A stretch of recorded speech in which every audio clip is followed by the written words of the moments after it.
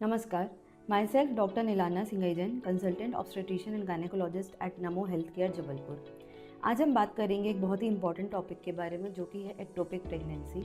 Ectopic pregnancy क्या होती है, उसके कॉजेज़ क्या होते हैं, उसके साइंस एंड सिम्टम्स क्या होते हैं, उसे कैसे डायग्नोस करते हैं और उसकी लाइफ थ्रेटनिंग कॉम्प्लिकेशन से हम कैसे बच सकते हैं और कैसे डील करते हैं। तो आइए स्टार्ट करते हैं आज का video. So first, what is ectopic pregnancy? Normally जो प्रेगनेंसी होती है उसका फर्टिलाइजेशन जो होता है वो फैलोपियन ट्यूब्स में होता है और बाद में एम्ब्रियो माइग्रेट करके यूट्रस में यानी कि गर्भाशय में इम्प्लांट होता है। बट कुछ पेशेंट्स ऐसे होते हैं जिनमें वो एम्ब्रियो माइग्रेट यूट्रस में ना होके ट्यूब्स में ही इम्प्लांट हो जाता है, या फिर एब्डोमिनल कैविटी में, ओवरीज में, सर्विक्स में, या कोई और एबनॉर्मल पोजीशन में जब वो इम्प्लांट होता है तो उसे हम एक्टोपिक प्रेगनेंसी कहते हैं। अब एक्टोपिक प्रेगनेंसी के क्या क्या कॉजेज़ हो सकते हैं?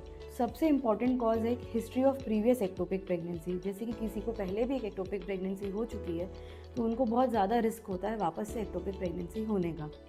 और कुछ इंपॉर्टेंट कॉजेज़ हैं जिसमें कि पेल्विक इन्फेक्शन एक बहुत इंपॉर्टेंट कॉज होता है, आईवीएफ प्रेगनेंसी एक इम्पॉर्टेंट कॉज है, smoking, previous history of any tubal surgery यानी कि ट्यूब्स में इसके पहले भी कोई सर्जरी हो चुकी है या फिर ट्यूब्स में कुछ डैमेज हो चुका है, तो इन पेशेंट्स को एक्टोपिक प्रेगनेंसी होने के चांसेस बहुत ज़्यादा होते हैं। और कुछ पेशेंट्स ऐसे भी होते हैं जिसमें कोई भी रीज़न नहीं होता है पर फिर भी उनको कभी एक्टोपिक प्रेगनेंसी हो सकती है।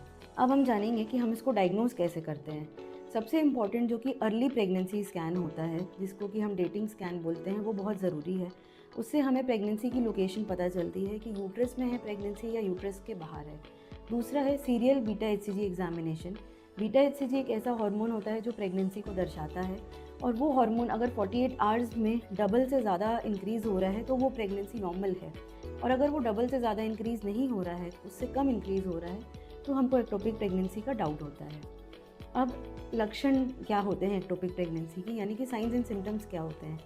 तो अर्ली प्रेगनेंसी के जो भी साइंस एंड सिम्टम्स होते हैं, जैसे कि नोजिया, वॉमिटिंग होना, आपकी पीरियड की डेट स्किप होना, थोड़ी सी वीकनेस लगना, ये सब जो नॉर्मल प्रेगनेंसी के साइंस होते हैं यही एक्टोपिक प्रेगनेंसी के साइंस हैं। बट कुछ साइंस ऐसे होते हैं जिनको हमें इग्नोर नहीं करना चाहिए। उसमें से एक है एबनॉर्मल वेजाइनल ब्लीडिंग होना या अचानक से स्पॉटिंग होना और प्रेगनेंसी टेस्ट का पॉजिटिव होना उसके साथ ही। दूसरा है शोल्डर टिप पेन होना, मतलब आपको शोल्डर, जो ये शोल्डर का टिप होता है, इसमें एबनॉर्मली पेन हो रहा है, या फिर प्रेगनेंसी पॉजिटिव है और लोअर एब्डोमेन पेन हो रहा है, या फिर सडन फेंटिंग अटैक आ रहा है, या कि आप बेहोश हो गए हैं और आपकी प्रेगनेंसी टेस्ट पॉजिटिव है। तो ये सब एक्टोपिक प्रेगनेंसी के साइंस एंड सिम्टम्स होते हैं। अब हम जानेंगे इसका ट्रीटमेंट। तो ट्रीटमेंट ब्रॉडली दो पार्ट्स में डिवाइड होता है। फर्स्ट होता है मेडिकल मैनेजमेंट और सेकंड होता है सर्जरी। तो मेडिकल मैनेजमेंट हम किन लोगों में कर सकते हैं?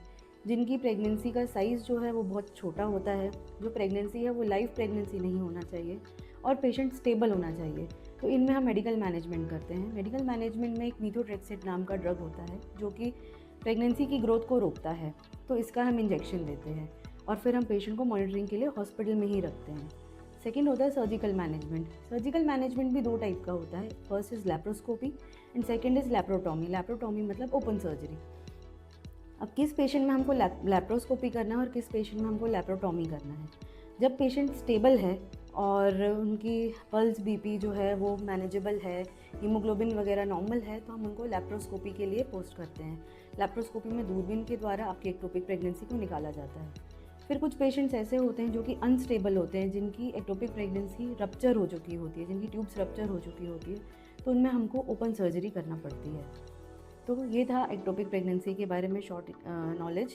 तो अगर आपकी प्रेगनेंसी टेस्ट पॉजिटिव आई है एंड आपकी अर्ली प्रेगनेंसी है, तो सबसे पहले आपको डॉक्टर का अपॉइंटमेंट लेके अपना स्कैन करवाना है, जिससे आपको पता चले कि आपकी प्रेगनेंसी नॉर्मल है या एक्टोपिक तो नहीं है।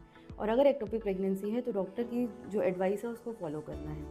तो अगर आपको ये वीडियो इन्फॉर्मेटिव लगी हो तो please like, share and subscribe NaMo health care. Thank you.